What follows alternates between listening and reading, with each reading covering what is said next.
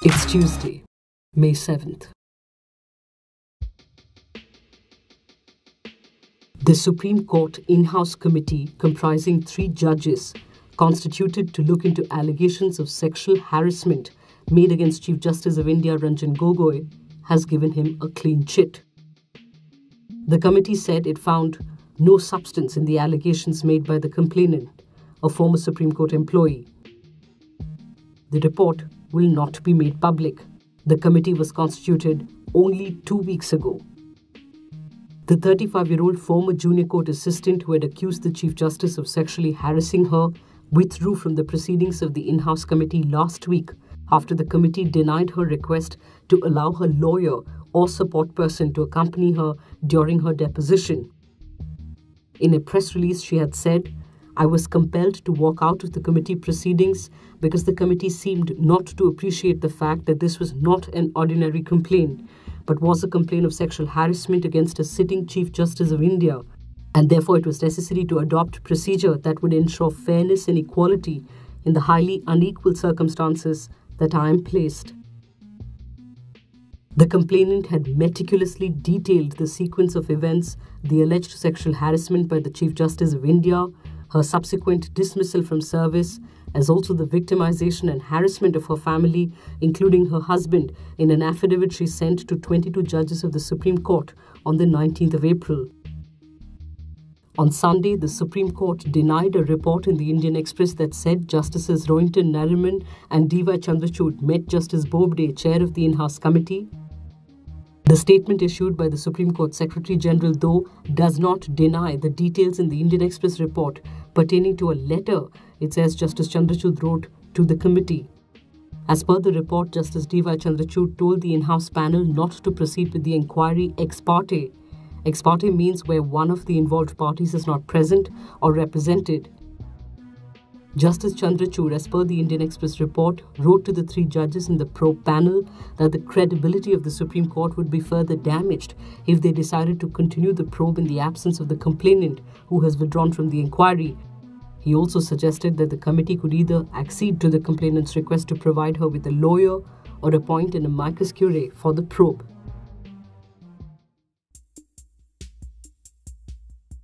Disputing the merits of the Election Commission orders giving clean chits to Prime Minister Modi and BJP President Amit Shah on charges of poll code violations, the Congress party told the Supreme Court on Monday identical words were used by other persons and they have been stopped.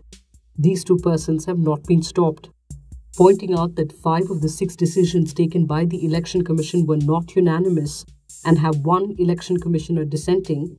Abhishek Manu Singhvi, advocate for the petitioner, submitted that the dissenting views have not been disclosed in the final order. Singhvi also submitted that the court must consider laying down guidelines as it will help in future elections. The court was hearing a petition filed by Congress MP Smitha questioning the Election Commission's alleged inaction against the 2 leaders on repeated violations of model code by delivering hate speeches and using armed forces for political propaganda. The petition alleges bias on part of the Election Commission. The next hearing is on Wednesday.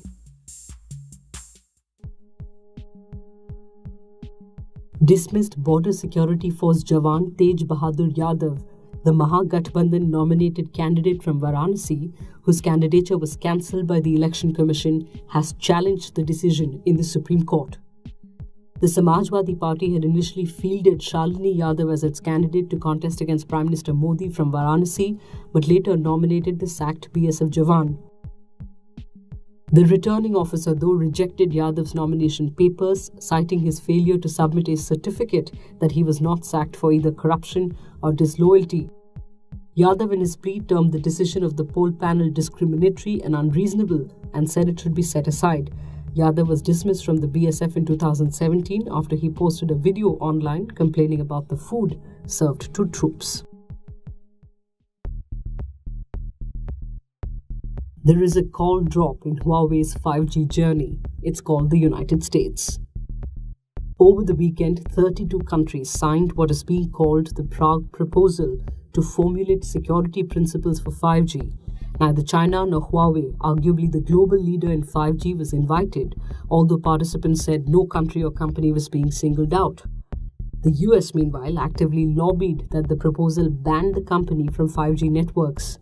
While on paper, the US's contention remains that Huawei is spying for the Chinese government and is guilty of systematic intellectual theft, several analysts have seen it as a strategy to block a Chinese rise fueled by technology. The United States, Australia, and New Zealand have already blocked local firms from using Huawei tech in building 5G networks. Only the US's move to block Huawei, as Howard Yu's piece from The Conversation says, could backfire in the long run. Not only would it limit Western access to new state-of-the-art technology, it could create a world split along technological lines. The US's point of view, meanwhile, is argued in a foreign policy piece. The 5G future is not just about Huawei. US President Donald Trump, it says, should sign the pending executive order that would ban Huawei and other companies from US networks. Doing so would achieve two things. First, cover for allies seeking to enact their own stringent measures against China. Second, communication that the United States seeks to protect against systemic security risks. But will the shutting out of Huawei from the US block the company's progress? With a vast network in Africa, Asia, and the Middle East, the Chinese giant is far ahead of rivals Nokia and Ericsson, while British telecom network BT has said it is the only one true 5G supplier. A step back for the US and a leap back for 5G.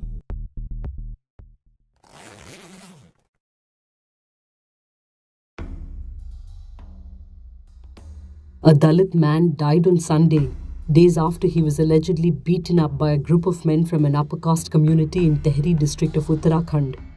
The 23-year-old was assaulted on the 26th of April, purportedly for sitting on a chair and eating in front of an upper caste group at a wedding reception. The man, identified as Jitendra Das, succumbed to his injuries while undergoing treatment at a Dehradun hospital. On the 29th of April, Das's sister filed a complaint against a group of 7 men. A case was filed against them under the Scheduled Castes and Scheduled Tribes Prevention of Atrocities Act. Pooja Das told the Times of India the incident occurred at her cousin's wedding. My brother made the mistake that he took food from the same counter from where upper caste people were eating. He then sat on a chair next to them. They said, this lower caste person cannot sit and eat along with us.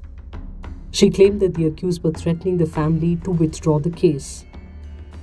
Last year, the Scheduled Caste Scheduled Tribe Prevention of Atrocities Act was in sharp focus. We looked at the many cases filed under the Act where Dalit men were beaten up simply for riding a horse. Here is our report from the archives on why Dalit youth are fighting for the right to ride a horse. 29th April 2018, Bhilwara, Rajasthan. A Dalit man is brutally attacked and forced off a horse he is riding by upper caste men during a pre-wedding procession. 31st March 2018, Bhavnagar, Gujarat. A Dalit youth is murdered by upper caste men for riding a horse. 16th April 2017, Charki Dadri, Haryana. A Dalit groom is pushed off a horse and his family beaten up by upper caste men.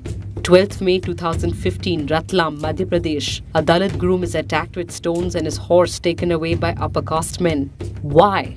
In 21st century India, you would ask, does a Dalit doing something as mundane as riding a horse result in assault, sometimes murder? Riding a horse, particularly in a wedding procession, is a higher caste marker, so a Dalit groom on a horse is considered by the upper caste to be an affront. The Untouchability in Rural India report, a study undertaken across 565 villages in 11 states, found that the most severely sanctioned public activity is a Dalit marriage procession passing through the village street. Wedding processions, it says, in North India are symbols of joy, prosperity and power and often includes large parties of family and friends accompanied by musical bands and dancing.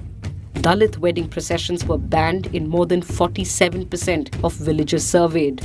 In 2015, on a PIL filed by the Centre for Dalit Rights, the Rajasthan High Court ruled that it was incumbent on the Superintendent of Police, the Circle Officer and the District Magistrate to ensure such cases don't happen.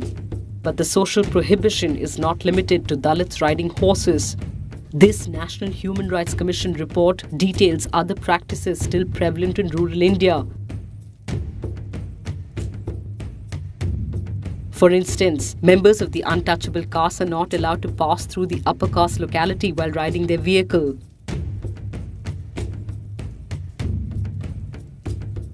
A dead body of an untouchable caste member is never allowed to pass through the main street of the village, especially where the upper castes live. Members of the untouchable caste are not allowed to play musical instruments in their weddings.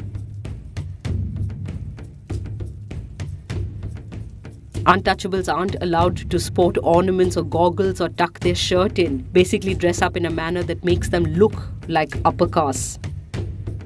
The author of the report also recounts that he witnessed an untouchable bank employee would alight from his scooter at the village approach road and then drag the scooter to his house. Similarly, he would drag his scooter from home till outside the village and only then ride it to his office. Sociologists argue that apart from the rise of the educated Dalit in rural areas resulting in increased assertion, it is the 1992 constitutional amendment giving constitutional status to Panchayati Raj institutions and reserving seats for scheduled castes and scheduled tribes that caused increased friction. For this meant that Dalits were now in increased numbers participating in decision making. Changing societal attitudes is a slow and painful process. Till then, those like Sanjay Jatav in Kasganj, Uttar Pradesh will have to petition authorities for permission, believe it or not, to take his barat through upper caste areas. He won in the end though. Times they are a-changing. Love your morning fix? Help support our journalism. Subscribe to Scroll Plus using the link in the description.